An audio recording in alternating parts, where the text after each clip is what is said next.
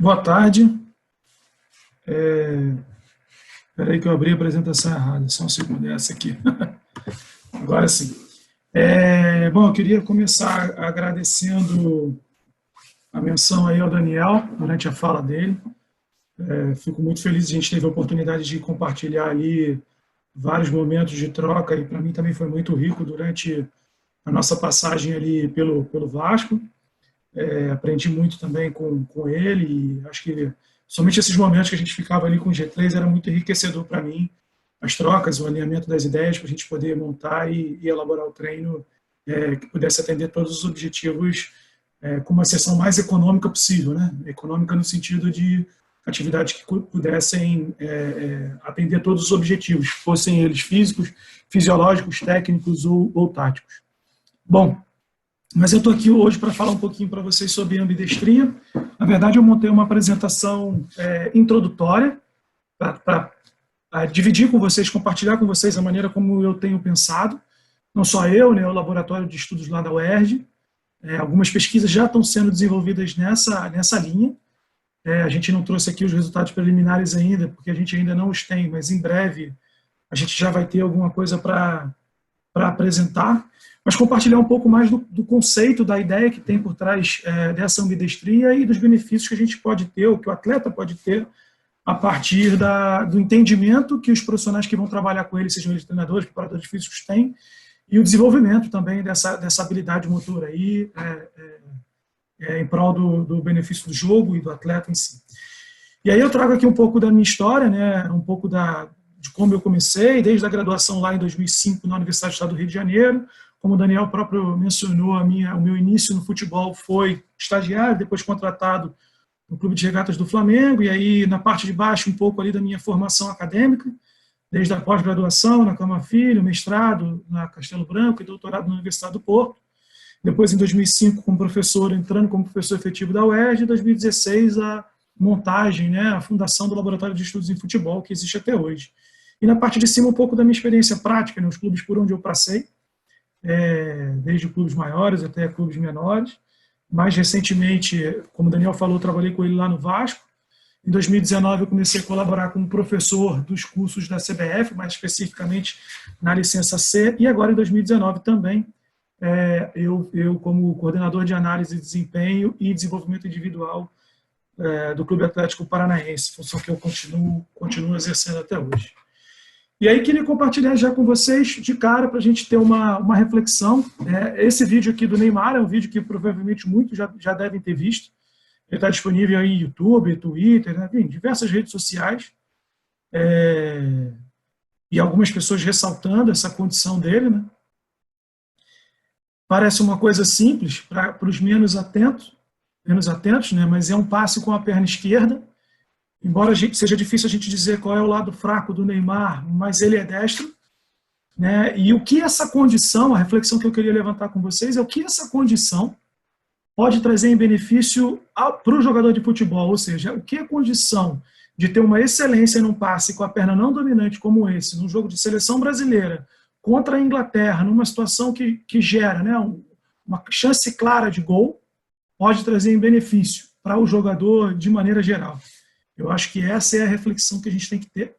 E depois dessa reflexão, se a gente concorda que ela traz benefício para o atleta, como? Né? Primeiro, o que é essa ambidestria, e depois como desenvolvê-la, né? Ou como refletir sobre ela. E aí, antes da gente definir um pouco mais o que é técnica e o que é ambidestria, eu queria trazer uma outra reflexão também, conceitual ainda, sobre o ponto de vista da relação entre técnica e tática. Então, é muito difundido, e o Daniel também, o professor Daniel também abordou lá sobre a questão da periodização tática, a importância da tomada de decisão, a importância da inteligência e da formação de jogadores criativos. Isso tudo é uma condição sine qua non para o desenvolvimento de um atleta de alto nível, e a gente aqui no Brasil tem excelência nisso, de maneira proposital, ou melhor, intencional ou não, às vezes. Às vezes as coisas acontecem sem que a gente tenha a intenção de. Isso reflete muito a formação dos nossos jogadores alguns anos atrás. Acho que cada vez mais essa formação tem se tornado intencional. Mas a gente não pode esquecer em momento nenhum que a técnica, de certa maneira, condiciona a tomada de decisão. né? Então, eu coloquei aqui como tática gestão de espaço de jogo, e aí a gente entende todas as tomadas de decisão necessárias para gerir o espaço de jogo. E eu chamo sempre a atenção disso, gerir o espaço de jogo é a tática, e entendam tática com e sem bola. Eu costumo dizer nas minhas aulas, cursos e palestras que numa conta muito rápida, pouco assertiva, pouco precisa, para ser mais exato, o atleta joga o jogo de futebol 95% do jogo sem a bola. Então, se a gente fica atento somente à parte da relação dele com a bola, a gente esquece o que ele faz sem a bola, ou seja, a gente ensina, treina e corrige somente 5% do jogo. Isso quer a nível da iniciação, para quem está começando a aprender a jogar futebol, quer no nível da especialização, do alto rendimento. Tá? Então, é estar atento a essa relação. O jogo é jogado muito mais tempo sem bola do que com bola. Então, essa gestão de espaço quer dizer também a gestão de espaço quando eu não tenho a bola.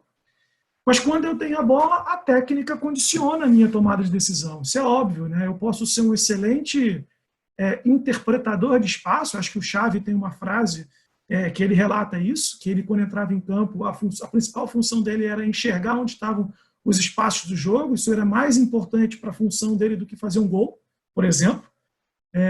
Então, só que não adianta eu saber onde os espaços estão, não adianta eu conseguir reconhecer bem o jogo, não adianta eu ser criativo quando eu tenho a bola, ou até mesmo quando eu não tenho a bola, para criar uma linha de passe, para fazer um movimento de ruptura, para atacar um espaço, se eu não tenho condição técnica para solucionar esse problema. Né? Então, eu diria que não só a condição técnica, não é tema da minha palestra, mas a condição física também condiciona, é redundante, né? Mas a tomada de decisão. É claro que uma tomada de decisão no primeiro minuto de jogo é completamente diferente de uma tomada de decisão de um atleta no minuto final de jogo, tendo em vista todo o processo de fadiga que já foi instalado, seja ele central ou periférico, ao longo da partida. Então, são condições que são importantíssimas para que eu possa ter as melhores opções, as melhores ferramentas para tomar a decisão. Então, está ali, a tomada de decisão, ela pode ser subdividida em conhecimento tático, ou seja, como eu vou gerir o espaço de jogo, como eu vou interpretar o espaço de jogo, como eu vou ler o espaço de jogo. Eu posso ser criativo para fazer tudo isso, mas se eu não tiver competência técnica para realizar a ação, eu não consigo chegar ao melhor desfecho possível. Então, é chamar a atenção disso. Mas, afinal de contas, o que é técnica? Né? Essa é uma outra reflexão. Isso poderia ser tema de uma fala longa, talvez uma aula inteira, uma palestra inteira para falar o que é técnica. Mas, de maneira geral, eu trago aqui 3 reflexões. Né? No conceito ampliado, técnica é o meio mais eficaz e eficiente de se realizar uma ação motora, no caso do esporte, né? Ou no caso das tarefas motoras de maneira mais ampla, porque existe uma técnica correta para você tocar piano, existe uma técnica correta para você usar uma ferramenta, um serrote, um martelo. Também existe uma técnica mais eficaz e eficiente para se bater na bola, seja no formato de um passe ou de um chute. Alguns autores mais da área sociocultural, também da educação física, configuram técnica como patrimônio desportivo da humanidade, no sentido de que técnica é uma habilidade motora que foi tão estudada que ela pode ser agora transferida através de palavras para os próximos. Então, é como se eu pudesse sistematizar o ensino de uma habilidade motora. Essa sistematização torna esse ensino numa técnica, e aí eu consigo transferir. Só precisa ficar claro que técnica ela não pode ser condicionante, ela tem que ser libertadora, ela tem que ser ponto de partida, mas não necessariamente o ponto final de um ensino de uma nova habilidade motora para um atleta. Tendo em vista que eu tenho que dar liberdade para esse atleta criar novas soluções a partir desse ponto de partida, a partir desse ponto de sistematização da habilidade motora. Aí que começa a entrar a tal da história da criatividade. Também não é tema da minha fala, mas só para deixar claro, criatividade não é algo que parte do nada. A criatividade tem que ter um conhecimento prévio, né, um pressuposto, para que o atleta possa chegar a soluções diferentes. Então, é importantíssimo ter um ponto de partida para eu condicionar uma habilidade motora e dar a liberdade também para que esse atleta possa transformar em outras formas, né? Transformar de outras maneiras. E, obviamente, esse é um conceito que eu trago do professor Gotami, professor da USP. Técnica, principalmente para os esportes coletivos, elas têm que ser consistentes e flexíveis. Ou seja, consistente para, numa visão macro, ela ser reconhecida como um padrão motor, como uma técnica.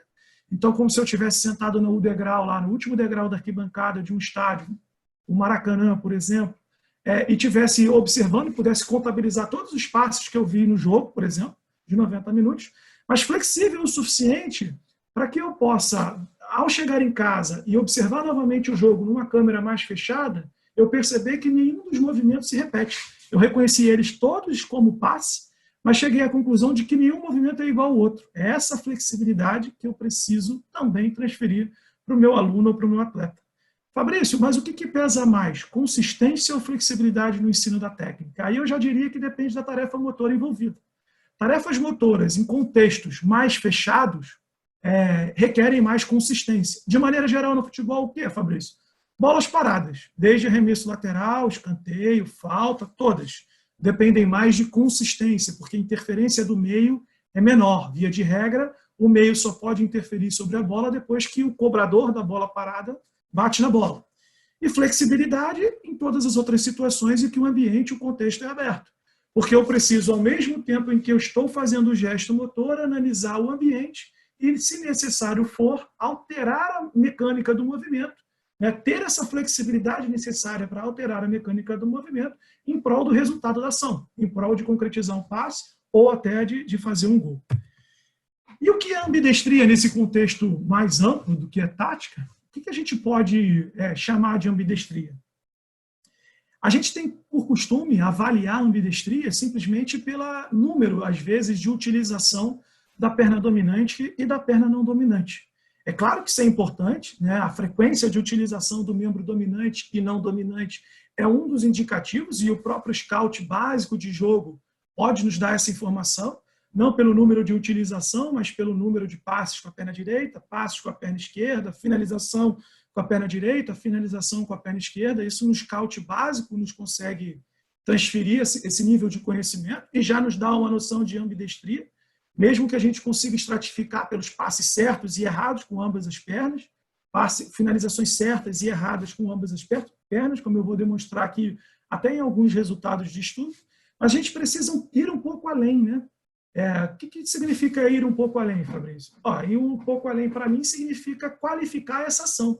Eu quero dizer o seguinte: eu posso utilizar muito a perna não dominante e mal, mas eu também posso utilizar muito a perna não dominante, porém bem. Então, é esse equilíbrio que a gente precisa encontrar. Eu não tenho uma resposta do que é melhor, isso, claro, depende muito do conceito que o treinador tem, daquilo que ele quer, da posição que o atleta exerce no campo também. Isso é fundamental, né? Existem posições, funções no campo que o atleta está condicionado, por exemplo, pela linha lateral. Ele não tem campo para um lado, então ele tem menos opções para seguir para aquele lado, que ele está limitado ali pelas regras do jogo, pelas linhas que demarcam o campo. Tudo isso influencia. E também, claro, a opção que o treinador tem, a visão que o treinador tem de jogo. Mas eu queria deixar clara essa mensagem. Não é só o quanto o atleta utiliza a perna dominante e não dominante, mas como ele utiliza a perna dominante e não dominante. Né? Repetindo, né? Posso utilizar muito, mas com ações ruins. Agora eu posso utilizar pouco, só que com ações muito positivas. Eu dou um passe só por jogo com a perna não dominante, no meu caso a perna esquerda, se é que eu tenho alguma, né? Se não são as duas não dominantes, mas no meu caso a perna esquerda. Só que toda vez que eu utilizo a perna esquerda, a perna não dominante, eu deixo o meu atleta, um companheiro meu, numa situação clara de gol, como a gente viu o lance do Neymar. Eu não sei, a gente está fazendo até um levantamento no laboratório lá para ver quanto ele utiliza, mas claramente aí só numa situação dessa talvez valha mais ele utilizar uma vez só esse passe de trivela com o lado não dominante, deixando o Gabriel Jesus na cara do gol, do que utilizar várias vezes erradas. Aqui são alguns fatores que influenciam, né, a dominância, por que o atleta acaba tendo preferência, desde em posições socioculturais, talvez aí os mais antigos tenham sofrido a influência das famílias, dos avós, dos pais, em não utilizar, por exemplo, o lado esquerdo, porque era algo considerado errado. Isso vai caindo em desuso ao longo do nosso avanço, no passar dos anos. Mas também tem questões genéticas, como a dominância hemisférica, que predomina ali um lado sobre o outro. A complexidade da tarefa, isso também é uma outra coisa fundamental. É importante a gente entender que a complexidade da tarefa ela condiciona a preferência, por isso o sentido da seta é o contrário. Por vezes, em tarefas mais simples, eu sou capaz de utilizar o lado não dominante, mas em tarefas mais complexas e difíceis, eu não tenho essa opção. E reparem, mais uma vez, se eu não tenho essa opção de utilizar o lado não dominante, eu estou condicionando também a minha tomada de decisão. Porque quando eu for recorrer lá, interpretar o meio e for selecionar a melhor resposta para essa interpretação que eu tive do meio, não vai entrar no meu esquema motor o lado não dominante. Eu vou ter que recorrer somente à perna forte para solucionar esse problema que eu identifiquei. Acho que, não sei se ficou claro, mas depois, se tiverem questões sobre isso, a gente volta, né? A quantidade de experiências passadas e, obviamente, as experiências motoras vividas são fatores fundamentais para que o atleta seja cada vez mais equilibrado do ponto de vista da ambidestria funcional. E por isso eu trago a ambidestria funcional como tema, tendo em vista essa questão da qualidade da ação do lado não dominante. Alguns relatos já encontrados na literatura, então equipes com jogadores ambidestros têm possibilidades técnicas e táticas, têm mais possibilidades ou maiores possibilidades técnicas e táticas durante a partida, isso é uma constatação da literatura. Time com os melhores performances em competições importantes tem jogadores simétricos, né, que seria o raciocínio contrário da informação anterior, então equipes que têm melhores resultados, né, em termos de desempenho desportivo acabam tendo jogadores mais simétricos, e aqui eu trago um dado desse estudo, né, 87% de eficiência com a perna dominante na finalização e 85% na não dominante, então é algo bem equilibrado. Não tem a ver com o número de utilização, com a frequência, mas com o percentual de aproveitamento de ambas as pernas. E essas duas afirmações nos trazem uma conclusão, né? Que ser igualmente habilidoso com os dois pés parece ser uma vantagem e um dos pré-requisitos para o sucesso na formação de jogadores de futebol, do nível inicial até o alto rendimento. Um outro estudo muito interessante, que eu acho que pode servir, inclusive, de fator motivador para os atletas, é esse que eu apresento aqui, aí eu trouxe o estudo especificamente.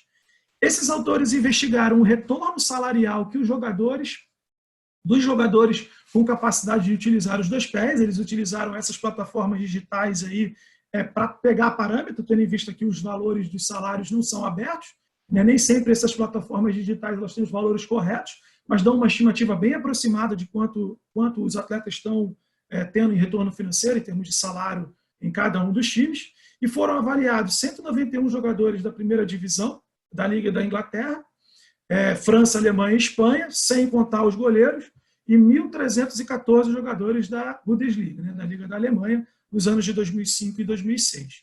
Eles chegaram à conclusão, né, ou constataram que 59% dos jogadores eram destros, 23% eram sinistros ou canhotos, e 18% ambidestros. E o que me chama mais atenção como resultado desse estudo, que foi o que eu falei inicialmente, pode servir de fator motivador ou até para convencer os atletas a trabalharem o lado não dominante, é que os jogadores ambidestros tinham salários maiores que os jogadores sinistros ou canhotos e destros. Então, isso é um fator bastante relevante para a formação de jovens jogadores e para o desenvolvimento do lado não dominante desses atletas. A minha fala foi muito mais nesse sentido, eu deixo aí os meus contatos de e-mail, o site do laboratório. A gente tem uma série de ações que a gente está divulgando gratuitamente, videoaulas lá, então quem quiser ficar à vontade. As redes sociais, tanto do laboratório quanto minha. Muito obrigado pela atenção de todos aí, estou aberto aí à discussão e à troca de informação. Obrigado mais uma vez pelo convite aí ao Bruno e ao Tiago através da Player Maker aí. Fico muito feliz de estar aqui compartilhando um pouquinho de conhecimento com vocês.